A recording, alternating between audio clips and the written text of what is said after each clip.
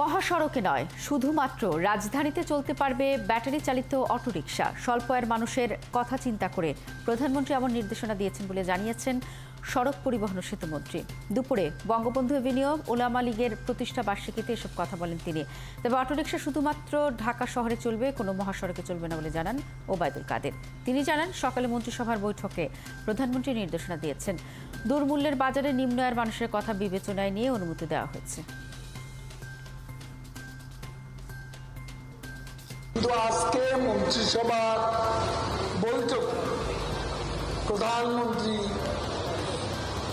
শেখ হাসিনা এই ব্যাটারি চালিত রিক্সাগুলো বন্ধের যে নির্দেশ সেটা পরিবর্তন করে চালু রাখা তিনি নির্দেশ দিয়েছেন।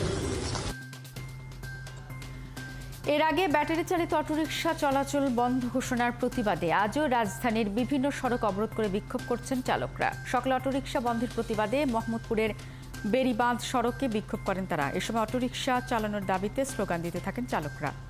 বন্ধ হয়ে যায় যান চলাচল, এতে ওই সড়কে যানজট দেখা দিয়েছে। এদিকে 10:45টার দিকে রামপুরার বেটার লাইফ হাসপাতালের সামনে অবস্থান নিয়ে বিক্ষোভ করেন অটোরিকশা চালকরা। এ সময় যান চলাচল বন্ধ হয়ে সড়কের দুই দিকে যানজট তৈরি হয়। খবর পেয়ে পুলিশ গিয়ে তাদের সঙ্গে কথা বলে সড়ক থেকে সরিয়ে দেয়। এছাড়া রাজধানীর উত্তরা, খিলক্ষেত ও খিলগাঁও সড়ক অবরোধ করেন রিকশা চালকরা। এর আগে সোমবার দিনভর মিরপুরে বিক্ষোভ, গাড়ি ভাঙচুর, অগ্নিসংযোগ করেন অটোরিকশা চালকরা। চলে পুলিশের সঙ্গে ধাওয়া পাল্টা ধাওয়া। এই ঘটনায় মিরপুর মডেল থানায় একটি, কাফরুল থানায় একটি ও পল্লবী থানায় 2টি মামলা দায়ের করে পুলিশ।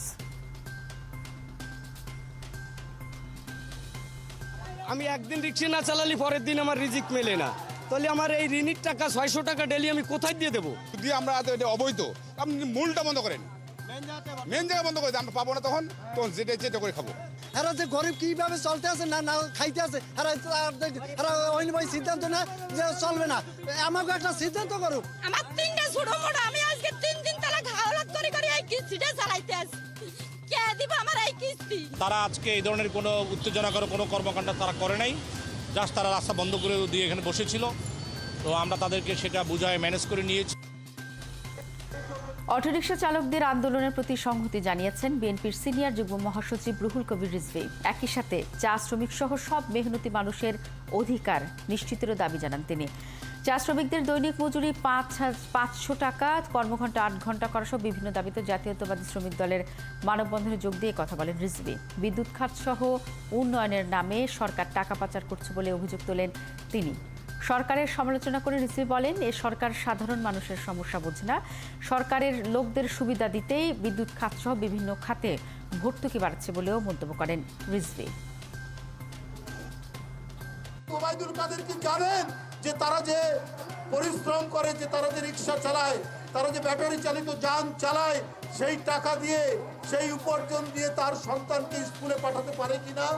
চা শ্রমিক যারা আত্মহতি দিয়েছেন, আমি তাদেরকে শ্রদ্ধার সাথে স্মরণ করছি এবং তাদের আত্মদানের মধ্যে দিয়ে যে অধিকার আন্দোলনের যে পতাকা তিনি উড্ডয়ন করেছিলেন, মানুষের আহার, মানুষের পেট ভরে খাওয়ার যে অধিকার, সেই অধিকার আন্দোলনের প্রেরণার পতাকা, আমরা সেই পতাকা ধরেই এগিয়ে চলব। সর্বজনীন পেনশন স্কিম প্রত্যয়ের বাতিলের দাবি জানিয়েছে বাংলাদেশ বিশ্ববিদ্যালয় শিক্ষক সমিতি ফেডারেশন। এই স্কিমের ফলে পাবলিক বিশ্ববিদ্যালয়ের কর্মরত ও নতুন যোগদান করা শিক্ষকরা বৈষম্যের শিকার হবেন বলে জানিয়েছেন তারা। দুপুরে ঢাকা বিশ্ববিদ্যালয় ক্লাবের সংবাদ সম্মেলনে কথা জানান ফেডারেশনের শিক্ষকরা। এই প্রত্যয় স্কিম চালু হলে মেধাবীরা শিক্ষকতা পেশায় আসতে নিরুৎসাহিত হবেন বলে দাবি তাদের। অবিলম্বে এই প্রজ্ঞাপন বাতিল না হলে আগামী 26শে মে সারা দেশের সব পাবলিক বিশ্ববিদ্যালয়ে মানববন্ধন কর্মসূচি পালনের ঘোষণা দেন শিক্ষকরা। পরে 28 মে সকাল 10টা থেকে 12টা পর্যন্ত 2 ঘণ্টা কর্মবিরতি পালন করবেন তারা। এরপরে সরকার সিদ্ধান্ত থেকে না সরলে 4 জুন অর্ধদিবস কর্মবিরতি পালনের ঘোষণা দেন তারা। এই পরিস্থিতি বিরাজ করে, এই যে বৈষম্য সৃষ্টি হয়েছে অর্থনৈতিকভাবে এবং সামাজিকভাবে, এতে মেধাবী ছাত্ররা এদিকে আকর্ষণ হবে। প্রজ্ঞাপনটা বাতিল করতে হবে এবং আমাদের জন্য এটা তাৎক্ষণিক সিদ্ধান্ত জন্য আমরা দাবি করছি।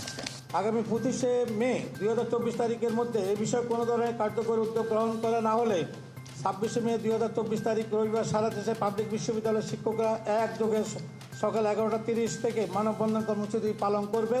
আগামী 4 জুন 2024 তারিখ মঙ্গলবার সংশ্লিষ্ট কর্তৃপক্ষ থেকে কার্যকর কোনো উদ্যোগ গ্রহণ না করা হলে ওই দিনেই আন্দোলনের বৃহত্তর কর্মসূচি ঘোষণা করা হবে। পাহাড়ের আঞ্চলিক সংগঠন ইউপিডিএফ-এর 2 সদস্যকে হত্যার ঘটনায় রাঙ্গামাটির লংগদুতে ইউপিডিএফ-এর ডাকা আধাবেলার সড়ক ও নৌপথ অবরোধ শেষ হয়েছে। সোমবার সকাল থেকে বিভিন্ন সড়কে গাছের গুঁড়ি ফেলেও আগুন জ্বালিয়ে অবরোধ করে ইউপিডিএফ ও সহযোগী সংগঠনের নেতাকর্মীরা। এতে রাঙ্গামাটি খাগড়াছড়ি চট্টগ্রাম সড়কে দূরপাল্লার যানবাহন চলাচল বন্ধ হয়ে যায়। তবে শহরের ভেতরের সড়ক ও নৌপথে যান চলাচল স্বাভাবিক ছিল। অবরোধের সময় রাঙ্গামাটির শহর সহ গুরুত্বপূর্ণ জায়গাগুলিতে পুলিশের টহল জোরদার করা হয়। তবে কোথাও কোনো অপ্রীতিকর ঘটনার খবর পাওয়া যায়নি। শনিবার লংগদুর বড় হারিকাবা এলাকায় সন্ত্রাসীদের গুলিতে নিহত হন ইউপিডিএফ সদস্য বিদ্যাধন চাকমা ও সমর্থক ধন্যমণি চাকমা।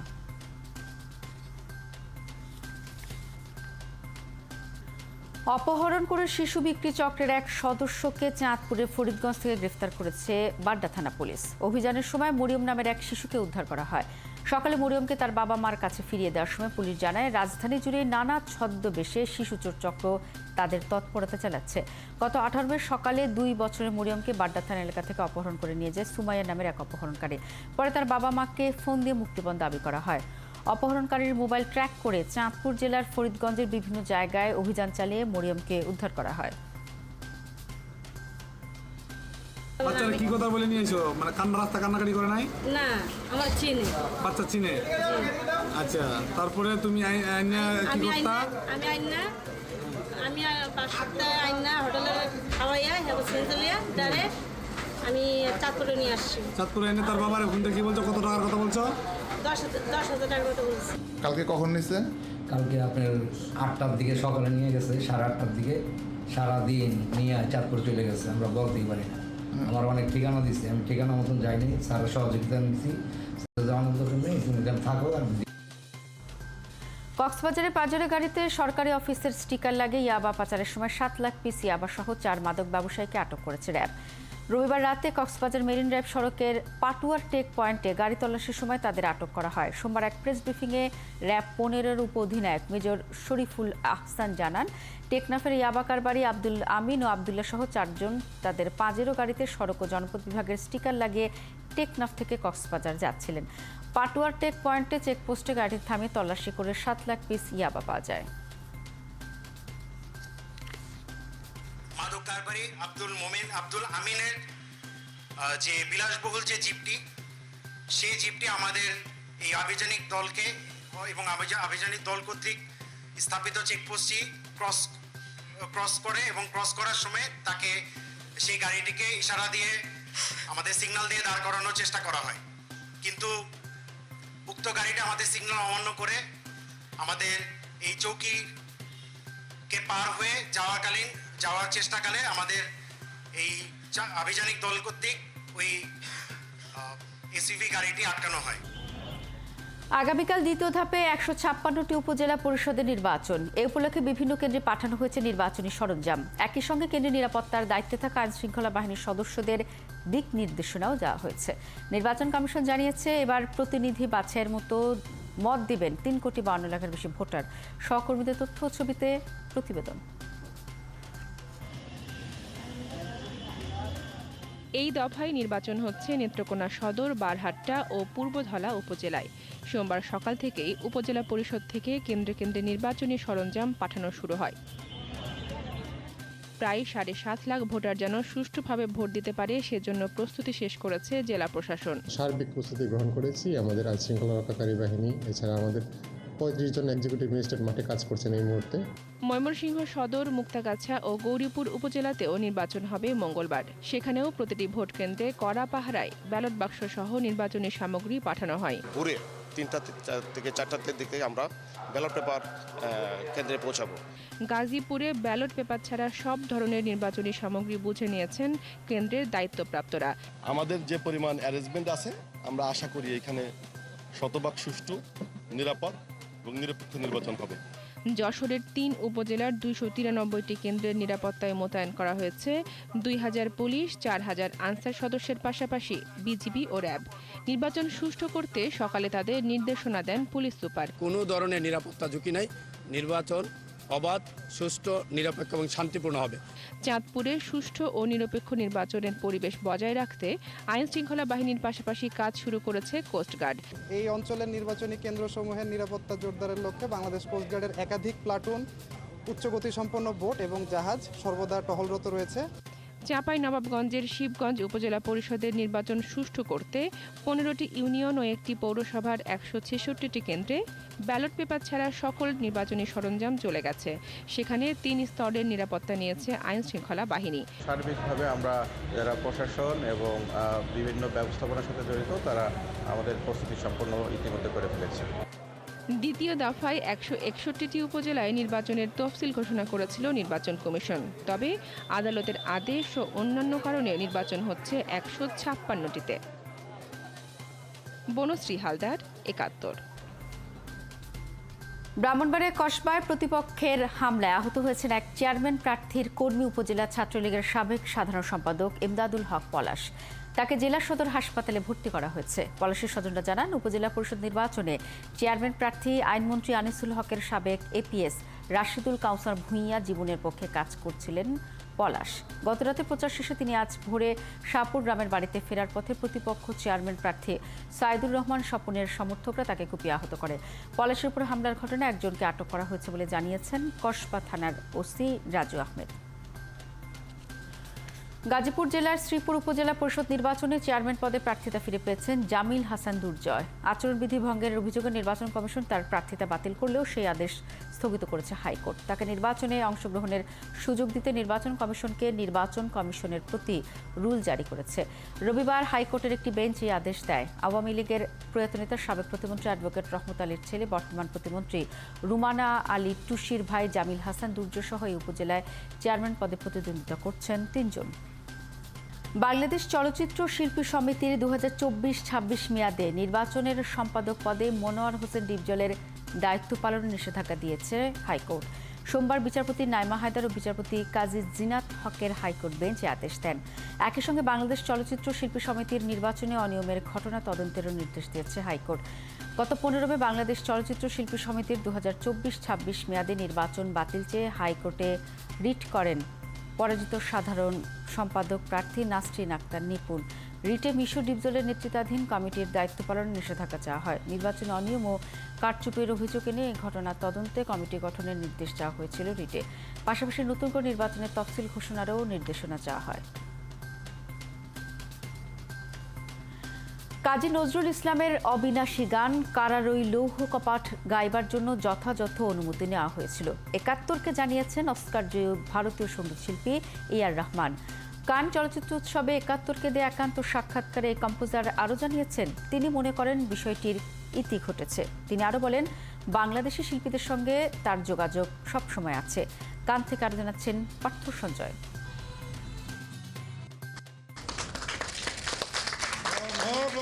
গেল 20 বছর ধরে চলা নাগাল্যান্ডে রক্তপাত আর মৃত্যু থামাতে সঙ্গীতকে ব্যবহার করে যে শান্তি প্রতিষ্ঠা করা হয়েছে তা নিয়েই তৈরি মিউজিক ডকুমেন্টারি হেড হান্টিং টু বিগ বক্সিং। কান চলচ্চিত্র উৎসবের ভারতীয় প্যাভিলিয়নে প্রামাণ্যটির ফার্স্ট লুক ও টিজার প্রকাশ অনুষ্ঠানে যোগ দিয়ে এ.আর রহমান 71কে বলেন, ছবিটি দারুণ অনুপ্রেরণার। যখন পৃথিবীতে সংঘর্ষ আর মৃত্যু চলছে তখন এই ছবি পুরো বিশ্বকে নতুন বার্তা দেয়। So this movie is called From Headhunting to Beatboxing. It's about the transformative renaissance which happened in Nagaland past 20 years. From violence to peace, from violence to music. Music became the driving force for the peace. And so I thought this is a very inspiring story for the world to see. The world is fighting, killing each other. So we need inspiration. বাংলাদেশের চলচ্চিত্রে কিংবা সঙ্গীতে কাজ করার ইচ্ছে আছে কিনা জানতে চাইলে এই একাডেমি অ্যাওয়ার্ড জয়ী শিল্পী বলেন, বাংলাদেশের সাথে আমার সব সময় যোগাযোগ আছে। I worked with Mustafa and there's a movie is not released yet. And so I'm in touch with some people, and there's also a girl called Rianjali Bomik in New York who's from Bangladesh. I worked with her, and of course Mujib Sabir did the songs. So there's always been a connection.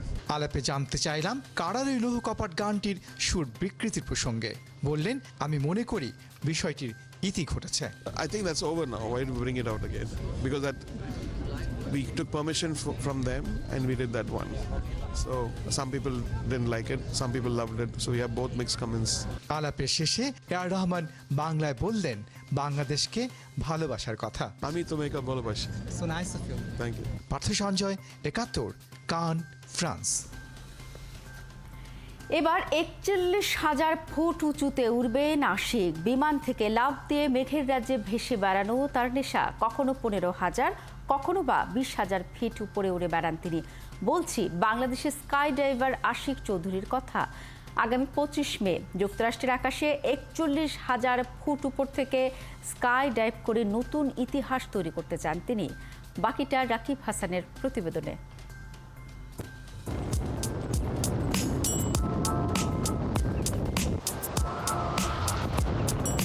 উড়োজাহাজ থেকে প্রায় 20,000 foot উঁচুতে মেঘের মাঝে ভেসে বেড়ানো এই তরুণের নাম আশিক চৌধুরী। অনেকেরই হয়তো জানা নেই যে বাংলাদেশি এই তরুণ ইতোমধ্যেই 50-এরও বেশিবার এভাবেই আকাশে উড়েছেন স্কাই ডাইভার হিসেবে। এবার অনন্য এক মাইল ফলকের সামনে তিনি দাঁড়িয়ে।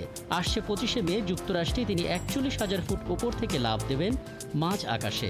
বাংলাদেশ সময় ঠিক বিকেল 5:30টায়। জীবনের কঠিন প্রতিযোগিতার সপ্তাহখানেক আগে নিজ পরিবারের কাছে সময় কাটাতে এলেন আশিক। একাত্তরকে জানালেন ব্যাংক কর্মকর্তা থেকে পাইলট হয়ে ওঠার গল্প। আকাশের সাথে বন্ধুত্ব আমাদের ফ্যামিলির একদমই প্রথম থেকে একটা পারিবারিক বন্ধুত্ব। কারণ হচ্ছে আমার বাবা প্রথমে পাইলট ছিলেন। সো আমি একদম ছোটোবেলা থেকে দেখে এসেছি বাবা ফ্লাইংয়ে যাচ্ছেন প্রতিদিন। সো আমরাও 3 ভাই আমরা প্রত্যেকেই একটা সময় ছিল যে আমরা ছোটোবেলায় খেলতাম হচ্ছে প্লেন দিয়ে, স্বপ্ন ছিল পাইলট হব। স্কাই ডাইভারের স্বীকৃতি পাওয়ার জন্য লাইসেন্স প্রয়োজন, আর সেটা পাওয়ার জন্য পাড়ি দিতে হয় লম্বা পথ। থিওরি জানা, বই পড়া, লিখিত পরীক্ষা দেয়া এবং ন্যূনতম 25 বার বড় কোনো উচ্চতা থেকে সফলতার সাথে স্কাই ডাইভিংয়ের অভিজ্ঞতা থাকা। আশিক সবগুলো ধাপ পেরিয়ে লাইসেন্স হাতে পেয়েছেন বছরখানেক আগে। তো আমি প্রথম স্কাই ডাইভ করলাম ইউকেতেই 2012 সালে। প্রথম করেছিলাম আসলে এক্সপেরিমেন্টালি, যে আসলে দেখি কেমন লাগে। আমার খুব ভালো মনে আছে যে যখন আমাদের প্লেনটা টেক অফ করে তখন আমার পাশে একজন আমার মতো এখন যেরকম আমি লাইসেন্স স্কাই ডাইভার অনেক করি এরকম একজন বসেছিল। সে জিজ্ঞেস করছে তোমার প্রথম? আমি বললাম প্রথম। বললো যে এটা this will be the best thing you have ever done in your life. যদি আবহাওয়া ঠিক থাকে আসছে 25 মে যুক্তরাষ্ট্রের মেনফিস শহরে টেনেসি স্টেটে স্কাই ডাইভিং করবেন আশিক। 41,000 ফুট ওপর থেকে যখন লাফ দেবেন তখন আশিকের হাতে থাকবে বাংলাদেশের লাল সবুজ পতাকা। রাকিব হাসান, একাত্তর, ঢাকা। চলছে সংবাদ সমগ্র। সরাসরি সংবাদ অনুষ্ঠান দেখতে থাকুন একাত্তরের ফেসবুক পেজে এবং সাবস্ক্রাইব করুন একাত্তরের ইউটিউব চ্যানেল। একাত্তরের সাথেই থাকুন।